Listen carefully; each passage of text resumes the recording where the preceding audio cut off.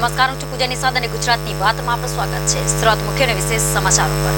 ગુજરાતીઓ પાસે પુષ્કળ પૈસા છે, પણ ક્રેડિટ કાર્ડ લેનારાઓની સંખ્યા 6 વર્ષમાં 50 ગણી વધી. જાણો સમગ્ર વિગત વિસ્તારથી. ત્યારે વાત કરીશું ગુજરાતની સરકારી સ્કૂલોમાંથી આજથી શિક્ષકોને છૂટા કરાશે. કઈ રીતે અપાતો હતો પ્રવાસી શિક્ષકોને પગાર, જાણો સમગ્ર મામલો વિસ્તારથી. ત્યારે વાત કરીશું બોટ કાંડ બાદ રિવરફ્રન્ટમાં બોટિંગ બંધ.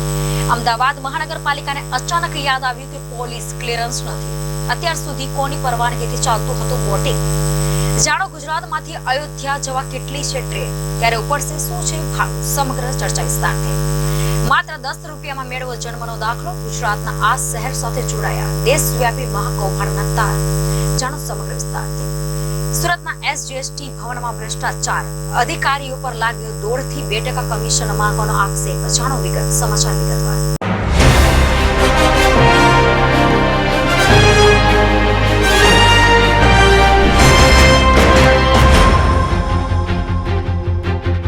ચર્ચા ગુજરાતની વાતમાં સમાચાર વિગતવાર.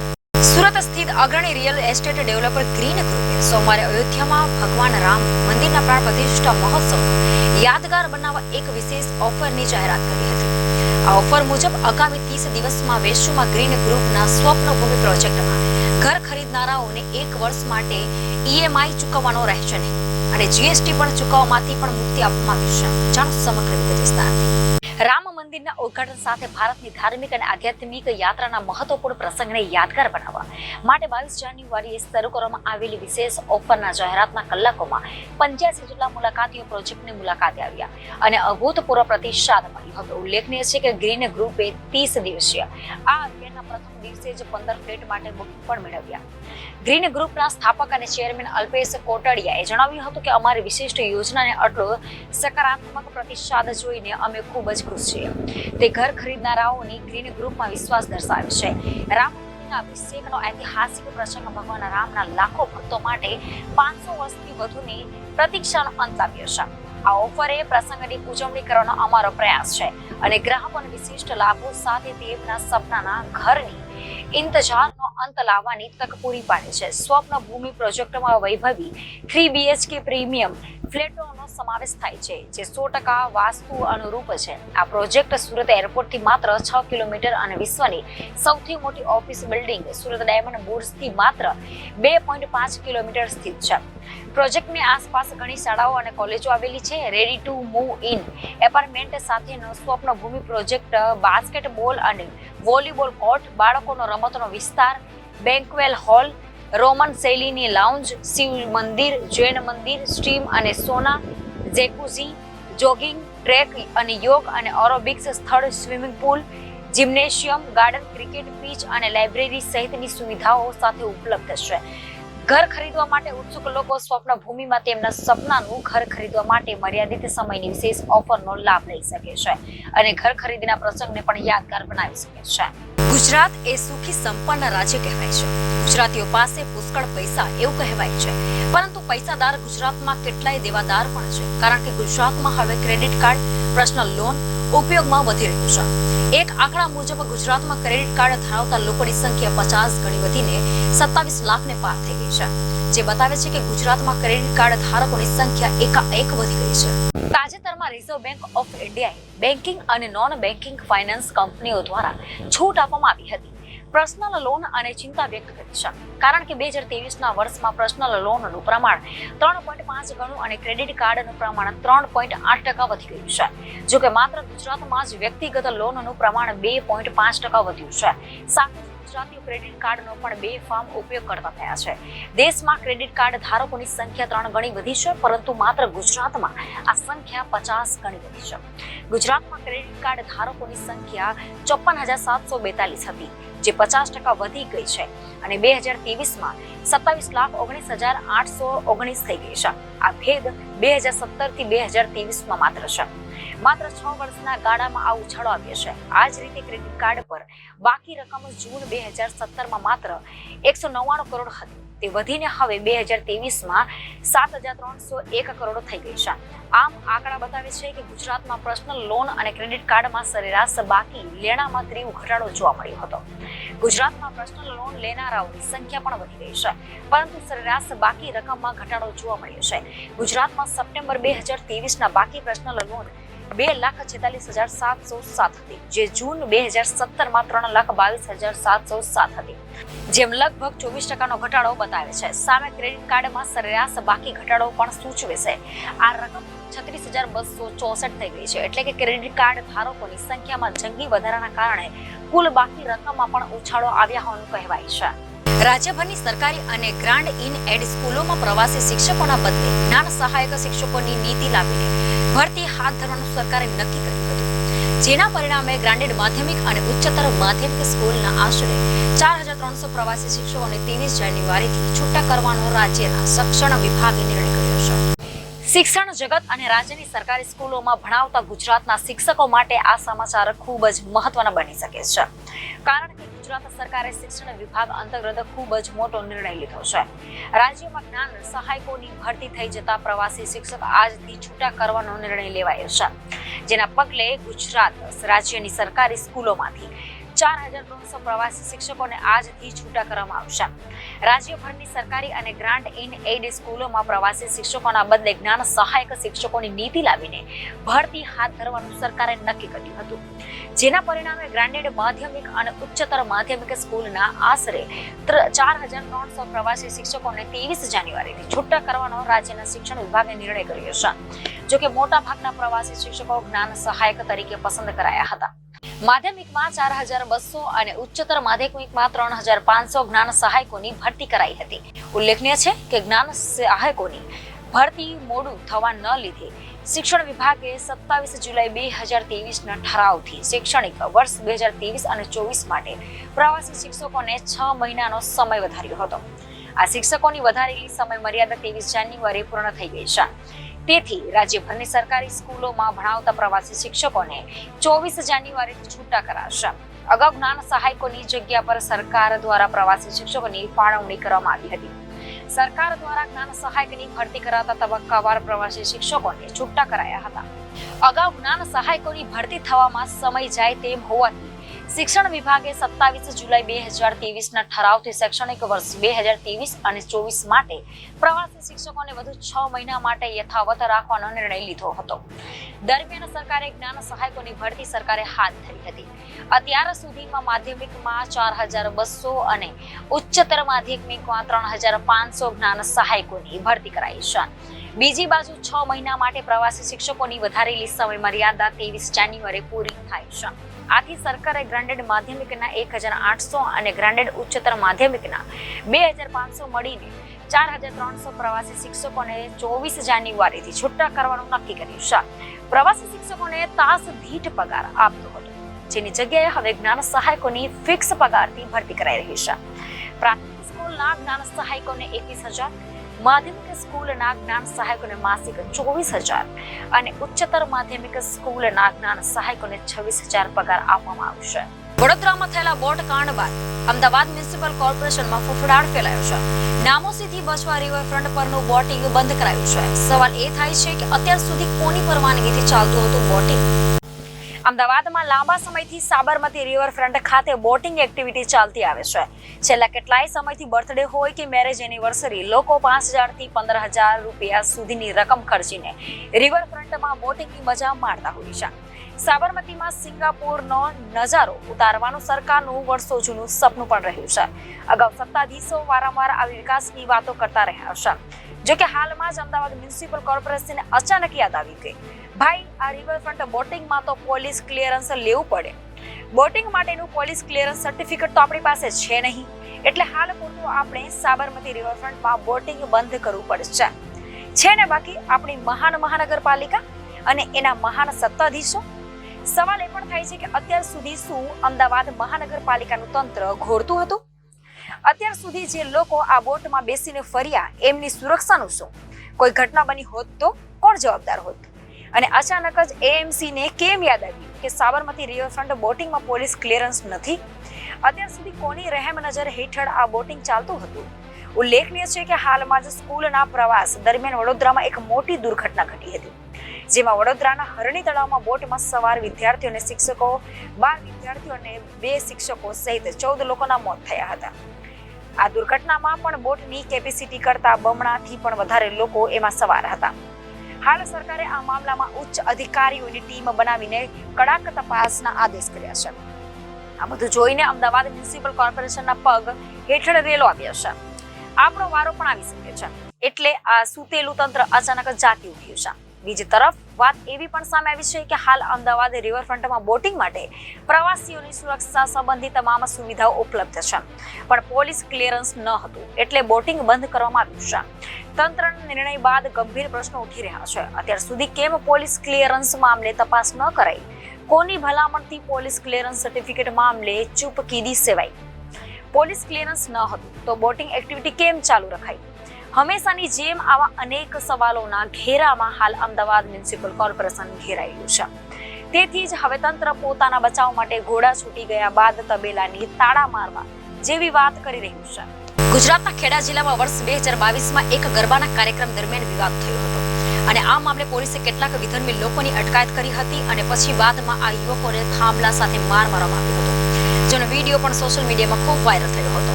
હવે આ ઘટના પર સુપ્રીમ કોર્ટે ગુજરાત પોલીસની આકરી ઝાટકણી કાઢી છે. જાણો સમગ્ર વિસ્તારની ઘટના. તમને જો યાદ હોય તો ગુજરાતના ખેડા જિલ્લામાં વર્ષ 2022માં એક ગરબાના કાર્યક્રમ દરમિયાન વિવાદ થયો હતો અને આ મામલે પોલીસે કેટલાક વિધર્મી લોકોની અટકાયત કરી હતી અને પછી બાદમાં આ યુવકોને થાંભલા સાથે માર મારવામાં આવ્યો હતો, જેનો વિડીયો પણ સોશિયલ મીડિયા પર ખૂબ જ વાયરલ થયો હતો. હવે આ ઘટના પર સુપ્રીમ કોર્ટે ગુજરાત પોલીસની આકરી ઝાટકણી કાઢી છે. કોર્ટે ગુજરાત પોલીસ ઓફિસરને સવાલ કર્યો છે કે તમે ક્યાં હકથી લોકોને પોલ સાથે બાંધ્યા અને માર્યા? મારપીટ મામલે દાખલ થયેલી અરજી પર સુનાવણી દરમિયાન કોર્ટે આ ટિપ્પણી કરી. આરોપીની અટકાયત અને તપાસ મામલે ગાઈડલાઈન હોવા છતાં તેનો ભંગ કરતા સુપ્રીમ કોર્ટ લાલચોળ થઈ ગઈ છે. પોલીસ કર્મીઓને ખંખેરી નાખતા કહ્યું કે આ કેવા પ્રકારનો અત્યાચાર? લોકોને થાંભલા સાથે બાંધવા અને પછી તેમને જાહેરમાં માર મારવાના અને વિડીયો ઉતારવાનો. શું તમને આ રીતે લોકોને થાંભલા સાથે બાંધીને મારવાનો અધિકાર છે? કયા કાયદા અંતર્ગત આવું કર્યું તમે? દરેક પોલીસ કર્મીને ખ્યાલ હોવો જોઈએ કે લોકોને અટકાયતમાં લેવા અને પૂછપરછ કરવા માટે ગાઈડલાઈન અને કાયદો શું છે. જસ્ટિસ BR ગવઈએ તો કહ્યું કે જાઓ અને કસ્ટડીનો આનંદ લો. તમે તમારા જ પોલીસ અધિકારીઓના મહેમાન બનશો, તેઓ અને ખાસ ટ્રીટમેન્ટ આપશે. જોકે બાદમાં સુપ્રીમ કોર્ટમાં જે અપીલ દાખલ કરાઈ છે તેની સુનાવણી માટે સુપ્રીમ કોર્ટ તૈયાર થઈ અને હાઈકોર્ટ દ્વારા પોલીસ કર્મીઓને જ સજાનો આદેશ અપાયો. તેના પર હાલ પૂરતો સ્ટે મુકાયો છે. હાલ અરજી સુનાવણી માટે રેડી છે. અંતે જણાવવામાં આવ્યું છે કે આ મામલે 4 પોલીસ કર્મીઓ પર કન્ટેમ્પ્ટના મુદ્દે ગુજરાત હાઈકોર્ટે 14 દિવસની કેદની સજા કરી હતી. પોલીસ કર્મીઓએ સુપ્રીમ કોર્ટમાં અરજી કરી. સુપ્રીમ કોર્ટે કન્ટેમ્પ્ટ કાર્યવાહી પર સ્ટે તો આપી દીધો, પરંતુ સાથે સાથે બરાબરનો ઉઘડો પણ લઈ લીધો છે. સુપ્રીમ કોર્ટે ગુજરાત પોલીસના 4 અધિકારીઓને કોર્ટના અનાદર અને જેલની સજા મામલે રાહત આપી અને તેમની સજા પર રોક વધારી દીધી, પરંતુ તેમને બરાબર ફટકાર તો લગાવી જ દીધી. સુપ્રીમ કોર્ટના જસ્ટિસ BR ગવઈ અને જસ્ટિસ સંદીપ મહેતાની બેન્ચે પોલીસ કર્મીઓને ઝાટકતા કહ્યું કે શું તમારી પાસે કાયદા અંતર્ગત લોકોને થાંભલા સાથે બાંધવાનો અને તેમની પીટાઈ કરવાનો અધિકાર હતો? નોંધનીય છે કે વર્ષ 2022માં ઓક્ટોબરમાં ખેડાના ઊંધેલા ગામમાં એક ગરબાના કાર્યક્રમ દરમિયાન પથ્થરમારાનો બનાવ બન્યો હતો, જેમાં કાર્યવાહી કરતા પોલીસે 13 જેટલા યુવકોને પકડ્યા હતા. કેટલાકને બાદમાં ગામના એક થાંભલા સાથે બાંધીને માર મારવામાં આવ્યો હતો. આ ઘટના જાહેરમાં બનતા ભીડ ભેગી થઈ હતી. યુવકોને કોરડા ફટકારવામાં આવ્યા હતા, જેની વિડીયો સોશિયલ મીડિયામાં વાયરલ થયો હતો. જે યુવકોને માર મરાયો હતો તેઓ પોલીસ અટકાયતમાં હતા. પોલીસે અટકાયત અને તપાસ માટે એક ચોક્કસ પ્રકારની ગાઈડલાઈન જાહેર કરી છે, જેનું પાલન ન થતા આ પોલીસ કર્મીઓને 14 દિવસની કેદની સજા કરાઈ છે. આ કેસમાં 13 પોલીસ કર્મીઓ પર મારવાનો આરોપ લાગ્યો હતો, જેમાંથી 4 પોલીસ કર્મીને સજા થઈ છે.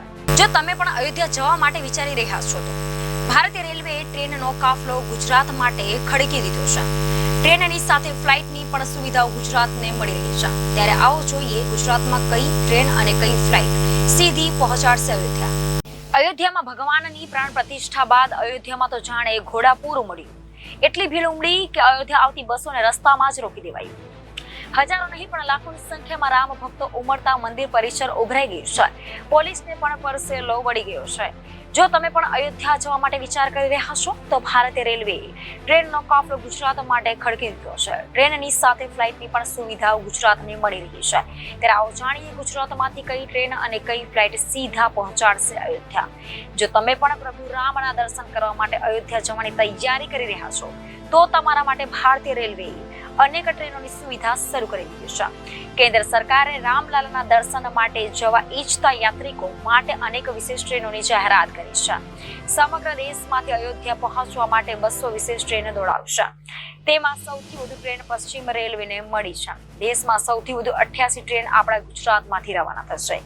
અનેક ટ્રેનો શરૂ થઈ ગઈ છે તો કેટલીક ટ્રેન આગામી 1-2 દિવસમાં શરૂ થશે. જે ટ્રેનો શરૂ થઈ તેનું બુકિંગ ફૂલ થવા લાગ્યું છે. અત્યાર સુધી 1,05,000 થી વધુ શ્રદ્ધાળુઓએ અયોધ્યા માટે ગ્રુપ બુકિંગ કરાવ્યું છે. તો પહેલી આસ્થા વિશેષ ટ્રેન 26 જાન્યુઆરી કોટાથી અયોધ્યા જંકશન માટે રવાના થશે. જ્યારે બીજી ટ્રેન 29 જાન્યુઆરી ગુજરાતના સાબરમતીથી અયોધ્યાના અંજદીક સલારપુર માટે રવાના થશે. આસ્થા વિશેષ ટ્રેનો 29 જાન્યુઆરીથી 3 માર્ચ સુધી ગુજરાતના સુરત, ઉધના, સાબરમતી, અમદાવાદ, મહેસાણા, પાલનપુર, વલસાડ, વાપી, ભાવનગર અને રાજકોટ શહેરોથી ઉપડશે. જો માર્ગ વધશે તો આ ટ્રેનોને આગળ વધારવામાં આવશે. વિશેષ આસ્થા ટ્રેનમાં હાલ માત્ર ગ્રુપ બુકિંગ થઈ રહ્યું છે, એટલે કે વિવિધ ગ્રુપ તરફથી પહેલા જ માંગ કરાઈ હતી અને તે પ્રમાણે ટ્રેનોની યાદી તૈયાર કરાઈ છે. અત્યારે સામાન્ય સફર માટે રેલવે કાઉન્ટર કે IRCTC થી ઓનલાઈન ટિકિટ બુક નહીં થાય. રેલવે આ ટ્રેનોનું સંચાલન IRCTC ને સોંપ્યું છે અને ઓન ડિમાન્ડના આધારે કામ શરૂ કરાયું છે. શરૂઆતમાં સ્ટેશન પર યાત્રીઓનું સ્વાગત પણ કરાશે. તેમાં ખાણીપીણીની વ્યવસ્થા પણ IRCTC એ સોંપાઈ છે. ગુજરાતથી સૌથી વધુ 28 ટ્રેન જશે અને દરેક ટ્રેનમાં 1,200 લેખે કુલ લગભગ 1,05,000 યાત્રી મુસાફરી કરશે. ગુજરાતને મળેલી પહેલી આસ્થા ટ્રેન 29 જાન્યુઆરી અમદાવાદના સાબરમતીથી રાત્રે 11 વાગે ઉપડશે અને બીજા દિવસે રાત્રે 1:30 વાગે અયોધ્યાના સલારપુર પહોંચાડશે. 26 કલાકની મુસાફરી આ ટ્રેનમાં કરવી પડશે. તો બીજી ટ્રેન 30 જાન્યુઆરી મહેસાણાથી સલારપુર માટે રવાના થશે અને આ ટ્રેન મહેસાણાથી રાત્રે 11:45 ઉપડીને બીજા દિવસે રાત્રે 1:30 વાગે સલારપુર પહોંચશે. ઉપરાંત 30 જાન્યુઆરી સુરતથી અયોધ્યા જંકશન માટે એક ટ્રેન રવાના થશે. 31 જાન્યુઆરીએ પાલનપુરથી સલારપુર માટે આસ્થા ટ્રેન રવાના થશે. આ રીતે 3 માર્ચ સુધી રોજ ગુજરાતના વિવિધ શહેરોથી આસ્થા ટ્રેનોનું સંચાલન થશે. ટ્રેનની સાથે સાથે અમદાવાદથી વિશેષ ફ્લાઇટ પણ અયોધ્યા માટે હાલ ચાલુ છે. અમદાવાદથી સ્પાઇસ જેટ અને ઇન્ડિગો એરલાઇન્સની 2 ફ્લાઇટ અયોધ્યા પહોંચાડાઈ રહી છે. ફ્લાઇટમાં માત્ર 2 કલાકમાં જ અમદાવાદથી અયોધ્યા પહોંચી શકાય છે, જેનું અંદાજિત ભાડું 4,500 રૂપિયા છે. અયોધ્યામાં આસ્થાના ઘોડાપુર પ્રભુ રામના દર્શન કરી ધન્યતાની અનુભૂતિ કરી રહ્યું છે. હજુ પણ લાખો ભક્તો પ્રભુ રામના દર્શન માટે તલપાપડ છે. તેને જોતા કેન્દ્ર સરકારે ટ્રેનોની સંખ્યા વધારી દીધી છે, તો ફ્લાઇટની સેવામાં પણ વધારો કરાયો છે. ઇકોસેલની તપાસમાં સામે આવ્યું છે કે માત્ર નજીવી રકમ લઈ આ બોગસ જન્મનું પ્રમાણપત્ર બનાવી આપવામાં આવ્યું હતું. જે માત્ર સુરત જ નહીં પરંતુ દેશના અલગ અલગ રાજ્યોમાં આ પ્રકારના બોગસ જન્મ પ્રમાણપત્રનો બનાવવામાં આવ્યો હતો. સુરત આર્થિક ગુના નિવારણ શાખા દ્વારા દેશવ્યાપી નકલી જન્મ પ્રમાણપત્ર બનાવવાનું કૌભાંડ ઝડપી પાડ્યું છે. બિહાર ખાતે આવેલ એક ગામમાં ચાલતા આ કૌભાંડનો પર્દાફાશ કરી શિંતુ યાદવ નામના શખ્સની ધરપકડ કરવા ચક્રો ગતિમાન કર્યા છે. ઇકોસેલની તપાસમાં સામે આવ્યું છે કે માત્ર નજીવી રકમ લઈ આ બોગસ જન્મનું પ્રમાણપત્ર બનાવી આપવામાં આવતું હતું. જે માત્ર સુરત જ નહીં પરંતુ દેશના અલગ અલગ રાજ્યોમાં આ પ્રકારના બોગસ જન્મ પ્રમાણપત્રો બનાવવામાં આવ્યા હતા. બોગસ જન્મ પ્રમાણપત્ર બનાવવાના આ કૌભાંડમાં મુખ્ય સૂત્રધારની ધરપકડ બાદ નવા ખુલાસા બહાર આવવાની શક્યતા રહેલી છે. જે અંગેની વધુ તપાસ આર્થિક ગુના નિવારણ શાખા ઇકોસેલ દ્વારા હાથ ધરવામાં આવી છે. જન્મનો પ્રમાણપત્ર એ દરેક વ્યક્તિ માટે અતિ મહત્વનો પુરાવો ગણવામાં આવે છે. જન્મના પ્રમાણપત્ર પરથી જ વ્યક્તિની ઓળખ સહિત અન્ય દસ્તાવેજી પુરાવો બનાવવામાં આવતા હોય છે, જે માટેની પણ કેટલીક કાગળોની પ્રક્રિયા કરવામાં આવતી હોય છે. બાળક જન્મ થાય ત્યારે તેની નોંધણી જે તે હોસ્પિટલ દ્વારા કોર્પોરેશન અથવા નગરપાલિકામાં કરવામાં આવતી હોય છે. ત્યારબાદ જ જન્મ પ્રમાણપત્ર મેળવવા માટેની જે પ્રક્રિયા છે તે કરવામાં આવતી હોય છે. પરંતુ સુરત આર્થિક ગુના નિવારણ શાખા ઇકોસેલ દ્વારા બોગસ જન્મ પ્રમાણપત્ર બનાવવાનું દેશવ્યાપી મસ્ત મોટું કૌભાંડ ઝડપી પાડ્યું છે. આર્થિક ગુના નિવારણ શાખા ઇકોસેલના એસીપી વી કે પરમારના જણાવ્યા અનુસાર ઇકોસેલને એક ચોક્કસ વાત મળી હતી. સુરત મહાનગરપાલિકાના આરોગ્ય વિભાગની કચેરી અને કચ્છ મંગાવાના ખાતે આવેલ ગ્રામ પંચાયત CHC સેન્ટરના બોગસ જન્મ પ્રમાણપત્ર બનાવવામાં આવ્યું હતું, જે અંગે સંબંધિત વિભાગને આ બાબતની જાણકારી આપવામાં આવી હતી, જે અંગે સુરત મહાનગરપાલિકાના કમિશનરને પણ આ બાબતે ધ્યાન દોરવામાં આવ્યું હતું. પાલિકા કમિશનરના આદેશ બાદ સુરત મહાનગરપાલિકાના અધિકારી અમિત લાબુભાઈ રાખોડિયા દ્વારા આર્થિક ગુના નિવારણ શાખા ઇકોસેલમાં ફરિયાદ આપવામાં આવી હતી. ઇકોસેલની તપાસમાં બોગસ જન્મ પ્રમાણપત્ર બનાવવાનું મસ્ત મોટું કૌભાંડ બિહારના ઝાંઝવા ગામેથી સીનટુ યાદવ નામનો શખ્સ ચલાવતો હોવાની હકીકત સામે આવી હતી, જેથી ઇકોસેલ દ્વારા તાત્કાલિક આ મામલે ગુનો દાખલ કરી તપાસ હાથ ધરાઈ હતી. ઇકોસેલ દ્વારા આરોપી સિન્ટુ યાદવની ધરપકડ કરવા એક ટીમ બિહાર ખાતે મોકલવામાં આવી હતી, જ્યાંથી આરોપીની ધરપકડ કરવા ચક્રો ગતિમાન કરાયા હતા. વધુમાં એસીપી વીરજીત સિંહ પરમારે જણાવ્યું હતું કે આ એક દેશવ્યાપી બોગસ જન્મ પ્રમાણપત્ર બનાવવાનું કૌભાંડ સામે આવ્યું છે, જેમાં બિહારના સિન્ટુ સુરેશ યાદવ દ્વારા fastportal.com સહિત અન્ય વેબસાઇટના માધ્યમથી અલગ અલગ રાજ્યોના બોગસ જન્મ પ્રમાણપત્ર બનાવવામાં આવ્યું હતું, જે જન્મ પ્રમાણપત્ર બનાવવા માટે ખૂબ જ નજીવી રકમ વસૂલવામાં આવતી હતી. ઓનલાઈન વેબસાઇટની મદદથી બનાવવામાં આવતા બોગસ જન્મ પ્રમાણપત્ર કેસમાં અન્ય આરોપીઓની પણ સંડોવણી હોવાની આશંકા છે. મુખ્ય માસ્ટર માઇન્ડ સિન્ટુ યાદવ છે, જે હાલ પોલીસ પકડથી દૂર છે. માસ્ટર માઇન્ડની ધરપકડ બાદ ક્યાં રાજ્યોના અનેક આવા કેટલાક બોગસ જન્મ પ્રમાણપત્ર બનાવવામાં આવ્યા છે તેનો ખુલાસો થઈ શકે તેમ છે. ઇકોસેલના એસીપી વીરજીતસિંહ પરમારે જણાવ્યું હતું કે જન્મનું પ્રમાણપત્ર એ ખૂબ જ અતિ મહત્વનો દસ્તાવેજી પુરાવો ગણવામાં આવે છે, જે તે વ્યક્તિની ઓળખ સહિત અન્ય આધાર પુરાવા જન્મના પ્રમાણપત્રથી જ બનાવવામાં આવતા હોય છે. બોગસ જન્મ પ્રમાણપત્ર બનાવવાના દેશવ્યાપી કૌભાંડ અંગે ખૂબ જ ઊંડાણપૂર્વકની તપાસ કરવામાં આવી છે. એટલું જ નહીં, પરંતુ આ બોગસ પ્રમાણપત્રના આધારે અન્ય પુરાવા અથવા લોન લઈ છેતરપિંડી પણ આચરવામાં આવી હોઈ શકે છે, જે અંગે પણ હાલ તપાસ કરાઈ રહી છે. ઊંડાણપૂર્વકની તપાસ અંતે નવા ખુલાસા બહાર આવશે. સુરતના ડીસીબી પોલીસ સ્ટેશન ખાતે એક ગુનો દાખલ કરવામાં આવેલ છે, જેની હકીકત એ રીતની છે કે અમારા એક અંગત બાતમીદાર જે છે, એક સોર્સ છે, એને મારો કોન્ટેક્ટ કરેલ અને જાણ કરેલ કે સુરત મ્યુનિસિપલ કોર્પોરેશનના અને CHC માંગવાણા કચ્છ જે ગુજરાતના 2 જગ્યાના ખોટા જન્મ પ્રમાણપત્ર બની રહ્યા છે અને નજીવા રૂપિયા લઈને આ ખોટા ફેક બર્થ સર્ટિફિકેટ બનાવવાની એક વેબસાઇટ ચાલવાનું એક કૌભાંડ સામે આવ્યું હતું.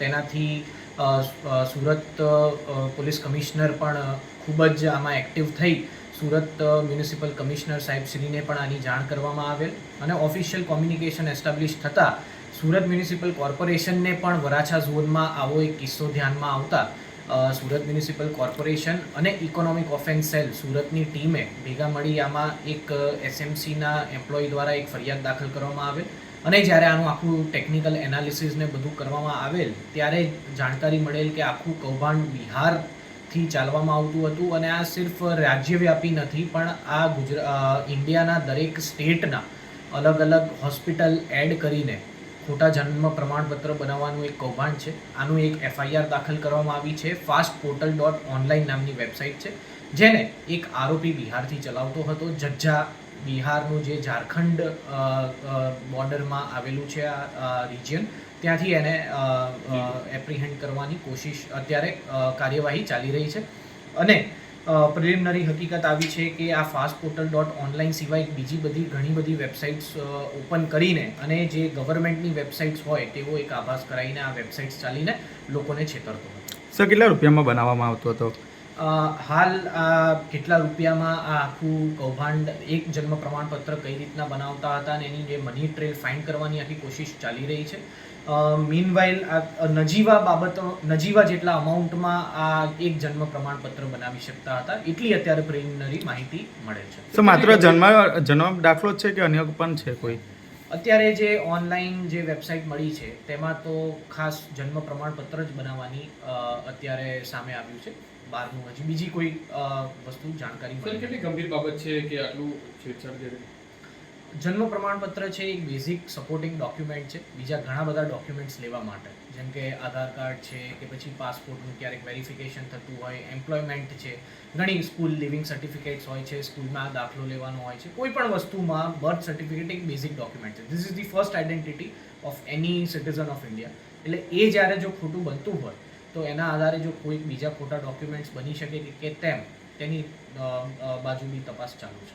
સુરતના એસજીએસટી ભવનમાં જ ગેરરીતિને લઈને અનેકો સવાલો ઉભા થયા છે. આ બાબતે સીએ એસોસિએશન દ્વારા લેખિતમાં ઉચ્ચ સ્તરે ફરિયાદ કરવામાં આવી છે. એસોસિએશન દ્વારા જીએસટી ભવનના આસિસ્ટન્ટ કમિશનર પર ગંભીર આરોપ મૂકતા હડકંપ મચી જવા પામ્યો છે. સુરતમાં એસજીએસટી ભવનમાં વ્યાપક ભ્રષ્ટાચારને લઈને ચાર્ટ એકાઉન્ટન્ટ્સ એસોસિએશન દ્વારા ગંભીર આક્ષેપો કરાયા છે, જેમાં જીએસટીના અધિકારીઓ, વેપારીઓ તેમજ સીએ ઉપરાંત કન્સલ્ટન્ટને ભારે હેરાન પરેશાન કરતા હોવાનું લેખિતમાં ઉચ્ચ સ્તરે રજૂઆત કરી હતી.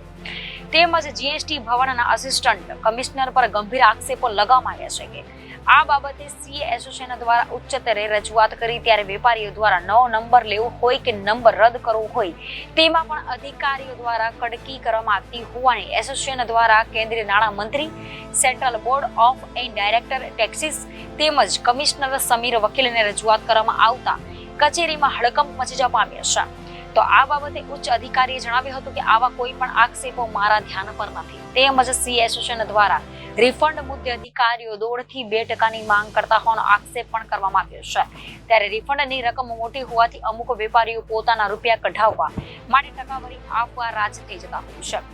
રજીસ્ટ્રેશન માટે અરજી કરનાર વેપારીને ઘરખમ ધક્કા ખાવાનો વારો આવ્યો છે, જેથી ઘણી વાર 60 દિવસે પણ રજીસ્ટ્રેશન મળતું નથી. રજીસ્ટ્રેશન પ્રક્રિયામાં વેપારીઓને જરૂર ન હોવા છતાં ઓફિસે બોલાવવામાં આવે છે. તેમજ જીએસટી નંબર બંધ કરાવવા માટે પણ વેપારીઓને ભારે હાલાકી વેઠવી પડી રહી હોવાનો આક્ષેપ પણ કરવામાં આવ્યો છે. જિલ્લામાં ચાલુ વર્ષે ખેડૂતોએ મોટા પ્રમાણમાં મગફળીનું વાવેતર કર્યું હતું. સારા પ્રમાણમાં મગફળીના વાવેતર બાદ જિલ્લામાં સારા પ્રમાણમાં વરસાદ પડવાના કારણે ઉત્પાદનમાં પણ વધારો થયો હતો, જેથી ડીસા માર્કેટ યાર્ડમાં મગફળીથી ઉભરાયું હતું. છેલ્લા 3 વર્ષ કરતા આ વર્ષે યાર્ડમાં સૌથી વધુ 22 લાખ કરતા પણ વધુ મગફળીની બોરીની આવક નોંધાઈ છે. આવકની સાથે સાથે ખેડૂતોને સારા ભાવ પણ મળતા જોવા મળી રહ્યા છે, જેનો ફાયદો ખેડૂતો લઈ રહ્યા છે. ઉલ્લેખનીય છે કે ડીસા માર્કેટ યાર્ડમાં આવતી મગફળીના દાણા વિશ્વના 13 દેશોમાં એક્સપોર્ટ થાય છે. મગફળીનું વાવેતર આમ તો કાઠિયાવાડ વિસ્તારમાં સૌથી વધુ થાય છે, પરંતુ છેલ્લા 10 વર્ષથી બનાસકાંઠા જિલ્લામાં મગફળીનું વાવેતર થવા લાગ્યું છે. તેમજ ઘણા સમયથી ખેડૂતોને મગફળીના સારા એવા ભાવ પણ મળવાના કારણે દિવસે ને દિવસે બનાસકાંઠા જિલ્લામાં મગફળીના વાવેતરમાં વધારો નોંધાયો છે. આ વર્ષે બનાસકાંઠા જિલ્લામાં 1,48,000 કરતા વધુ હેક્ટર વિસ્તારમાં મગફળીનું વાવેતર થવા પામ્યું હતું. તેમજ ચાલુ વર્ષે સારો વરસાદ થતા મગફળીના ઉત્પાદનમાં પણ વધારો નોંધાયો હતો. બનાસકાંઠા જિલ્લામાં સૌથી વધુ જણસીની આવક ધરાવનાર ડીસા માર્કેટ યાર્ડમાં દર વર્ષ કરતા આ વર્ષે સૌથી વધુ મગફળીની બોરીની આવક નોંધાઈ હતી. છેલ્લા 3 વર્ષની વાત કરવામાં આવે તો 2021માં 19 લાખ કરતા વધુ મગફળીની બોરીની આવક નોંધાઈ હતી. તેમજ 2022માં 16 લાખ કરતા વધુ મગફળીની બોરીની આવક નોંધાઈ હતી. અને સૌથી વધુ ચાલુ વર્ષે 22 લાખ કરતા વધુ મગફળીની બોરીની આવક નોંધાઈ હતી. ગત વર્ષ કરતા આ વર્ષે પ્રતિ 20 કિલોમાં 200 થી 250 રૂપિયાની મગફળીના ભાવમાં વધારો નોંધાયો હતો, જેથી આ વર્ષે મગફળીના ખેડૂતોને સારો એવા ભાવ મળતા જોવા મળ્યા છે. ખેડૂતો પણ ખુશ થયા છે.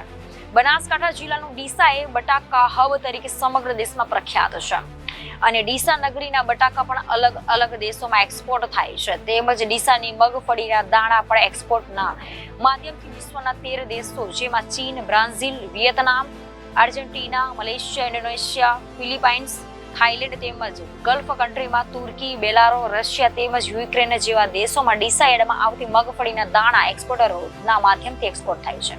ગુજરાત વિદ્યાપીઠમાં એક મોટું પગલું ભરવામાં આવ્યું છે, જેમાં ગુજરાત વિદ્યાપીઠ ટ્રસ્ટીઓની સંખ્યા અને કુલપતિના કાર્યકાળને ઘટાડવા માટે તેના બંધારણમાં સુધારો કર્યો છે.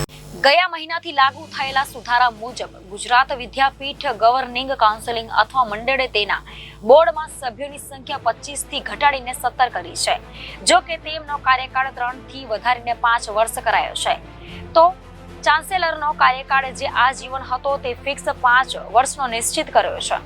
ગુજરાતના રાજ્યપાલ આચાર્ય દેવવ્રત હાલમાં યુનિવર્સિટીના કુલપતિનું પદ સંભાળે છે. ગુજરાત વિદ્યાપીઠ બોર્ડના સચિવ હર્ષદ પટેલે જણાવ્યું હતું કે વર્તમાન કુલપતિએ પોતે જ તેમનો કાર્યકાળ આજીવનથી વધારીને 5 વર્ષ કરતા વિનંતી કરી હતી. 8 સભ્યો જેઓ હવે ટ્રસ્ટમાં નથી, તેઓ હવે વિદ્યાપીઠના કર્મચારી છે.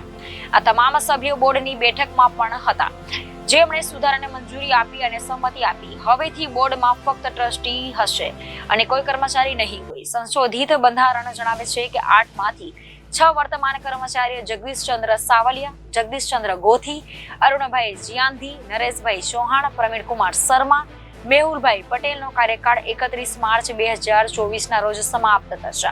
તેનો સીધો સંબંધ ખાસ અને સામાન્ય સભાઓ માટે કોરમ અને વિનંતીઓ સાથે સંબંધિત છે. 3/4 સભ્યોની વિનંતી પર સચિવો દ્વારા એક વિશેષ બેઠક બોલાવવામાં આવી છે. આ પહેલા તે 1/4 હતું.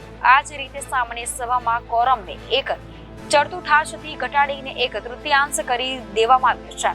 આ ઉપરાંત સામાન્ય સભાની નોટિસ 5 દિવસ અગાઉ મોકલવાની રહે છે, જે અગાઉના 3 દિવસ હતી. એમ સુધારામાં જણાવાયું છે કે આ ફેરફારોની વ્યાખ્યા બોર્ડ દ્વારા પસાર થતા કોઈ પણ ઠરાવને અટકાવવા માટેના પગલા તરીકે અર્થઘટન કરી શકાય છે, જે નેતૃત્વની વિરુદ્ધ હોઈ શકે છે. ઉદાહરણ તરીકે વર્તમાન 6 કર્મચારીઓ જે બોર્ડના સભ્ય છે તેમને બોર્ડમાંથી દૂર કરવામાં આવ્યા છે, જે અગાઉના સભ્યોની સંખ્યાના 1/4 છે. તેથી તેમનો કાર્યકાળ 31 માર્ચ 2024 સુધી હોઈ શકે છે. પરંતુ આ કલમને કોરમ સાથે બદલીને એવી ખાતરી કરવામાં આવી છે કે આ 6 કર્મચારીઓ દ્વારા કોઈ ઠરાવ અથવા નિર્ણય પસાર કરવામાં આવશે નહીં. ટ્રસ્ટીઓમાંથી એકે ખુલાસો કર્યો હતો કે તેમના અગાઉ બોર્ડના અધ્યક્ષ ગુજરાત વિદ્યાપીઠના કુલપતિ હતા, હવે અધ્યક્ષ કુલપતિ હોય છે. આ સુધારણા કારણો અંગે હર્ષદ પટેલે જણાવ્યું હતું કે જોગવાઈઓને સુવ્યવસ્થિત કરવામાં આવી રહી છે અને તેમના મૂળ સ્વરૂપમાં જાળવણી રાખવામાં આવી રહી છે. જો કે જોગવાઈ યથાવત રાખવામાં આવી છે કે બંધારણમાં કોઈ પણ ફેરફાર ફક્ત 2/3 સભ્યોની બહુમતીથી જ શક્ય બનશે. હવે ગુજરાતની વાતમાં લઈએ વિરામ. વધુ સમાચારો માટે જોતા રહો જનાદેશ ન્યૂઝ. નમસ્કાર.